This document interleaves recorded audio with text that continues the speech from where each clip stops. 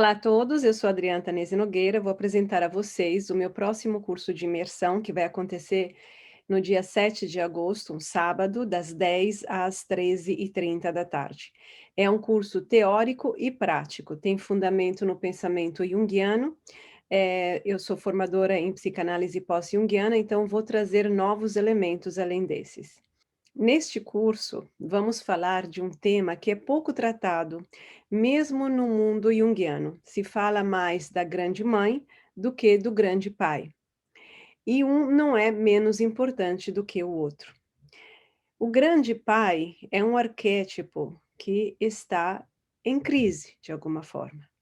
Por isso se fala pouco dele. Mas é muito importante e vamos compreender a sua importância, não só em teoria, no mundo, como também na prática de nossas vidas pessoais. É uma característica dos meus cursos, aquela de trazer o conhecimento para a vida concreta, pessoal e íntima de cada um, porque senão, para que serve o conhecimento? Então, o arquétipo do grande pai, eu vou só rever com vocês o índice do que a gente vai falar e apresentar 4 personagens que são emblemáticos, mas poderia ter muitos outros. Nós vamos tratar, em primeiro lugar, do que é arquétipo e símbolo, uma breve revisitação, porque várias pessoas que seguem os meus cursos já conhecem esse sistema. Então, vamos simplesmente apresentar algumas informações que servem para a compreensão do restante do curso. Aí vamos falar do arquétipo do grande pai.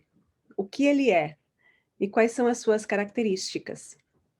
Vamos ver algumas figuras mitológicas como referência mitológica, e os mitos são sonhos coletivos provenientes do inconsciente coletivo, que ainda falam para a psique individual. Vamos ver algumas figuras mitológicas de grandes pais. Vamos depois passar às características, aos símbolos do grande pai.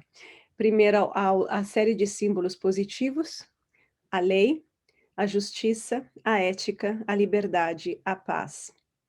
Depois vamos passar aos símbolos negativos, a tirania, a injustiça, o egoísmo, a guerra e a violência. Em seguida, vamos tratar da crise do pai, que é uma crise visível que está sob nossos os olhos constantemente. E estou falando do pai com P maiúsculo, o pai que representa esses valores aí. O pai que protege e salvaguarda tudo aquilo que faz a comunidade humana prosperar. E aí, vamos tratar de um personagem político que é o pai do Brasil nesse momento, o presidente da República. Ele representa simbolicamente o pai. E é importante compreender o símbolo desse personagem e não somente os seus aspectos políticos e sociais, porque ele, representando um símbolo, ele está presente em cada um de nós. Então, nós vamos também ver o Bolsonaro em cada um de nós. Aí vamos passar para compreender com mais detalhe a diferença entre o pai simbólico e o pai real, para não confundi-lo com o nosso pai, mas para chegar, enfim, a compreender melhor a carência de pai, que é um tema tão comum entre tantas pessoas, tanto que o pai tenha sumido da vida da criança, como tenha sido presente, ou seja, morava na mesma casa, mas estava de fato ausente por N razões. E aí precisamos recuperar o pai dentro de nós, porque o pai que tivemos, com todas as suas falhas e as suas qualidades, ele é um pai que, de alguma forma, foi falho, porque ele era um ser humano. Então, mesmo quando se esforçou, ele pode não ter cumprido com todas as necessidades que nós temos. E a nossa vida de indivíduos certamente nos levou para novos lugares, novos desafios que os nossos pais não tiveram. Portanto, é muito importante que recuperemos uma figura de pai em nós que transcenda o pai real, para que possamos continuar sendo amparados, guiados e aconselhados. Recuperar o pai é recuperar o sentido. O pai é quem estimula, promove e protege a individualidade, que não é individualismo, a individualidade. Com a individualidade, encontramos também o sentido da nossa vida e o sentido das coisas. E uma das características mais importantes da figura arquetípica do pai é que ele cuida do coletivo.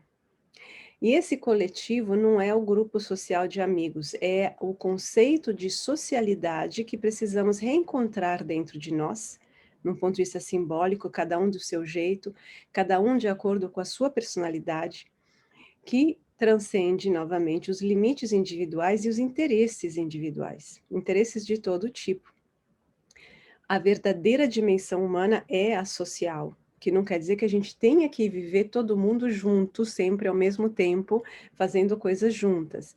Mas o ser humano não é só um ser particular com seus interesses particulares, mas também um ser com uma dimensão coletiva dentro de si, portanto, com interesses coletivos. E é a esse ponto que se encontra a felicidade. Para isso acontecer, precisamos recuperar o conceito de ética. Para recuperar, ou seja, um coletivo que possa promover a felicidade coletiva, a partir de dentro de nós precisamos recuperar o conceito de ética, que se distingue daquele de moralidade, ou de moral. A ética é uma reflexão sobre o bem e o mal, sobre o que é o certo e o errado, prescindindo de interesses particulares. Vamos praticá-las um pouco, praticá-la nesse curso. Enfim, vou dar um breve aceno à Trindade, à figura da Trindade, sobre a qual Jung escreveu um texto muito importante, e que eu recupero aqui no sentido da relação Pai, Filho e Espírito Santo na vida de cada um de nós. O que isso significa? Não estamos fazendo religião, obviamente. Estamos fazendo psicanálise pós-junguiana.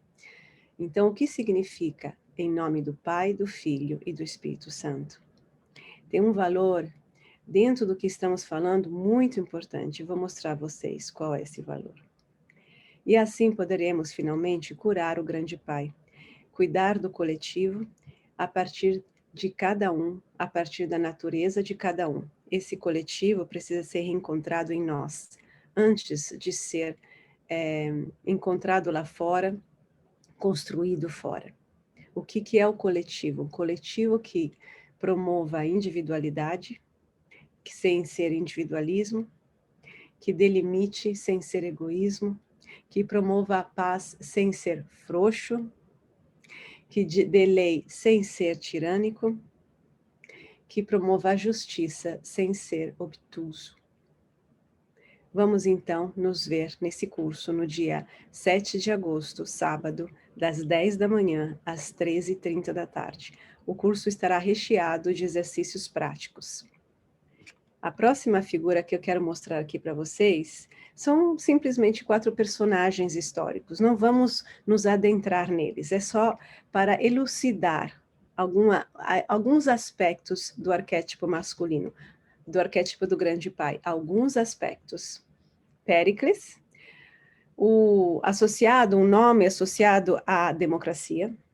Ele fez um discurso aos seus concidadãos em Atenas, no século V a.C., maravilhoso, que ainda vale. Eu vou trazer um trechinho desse discurso.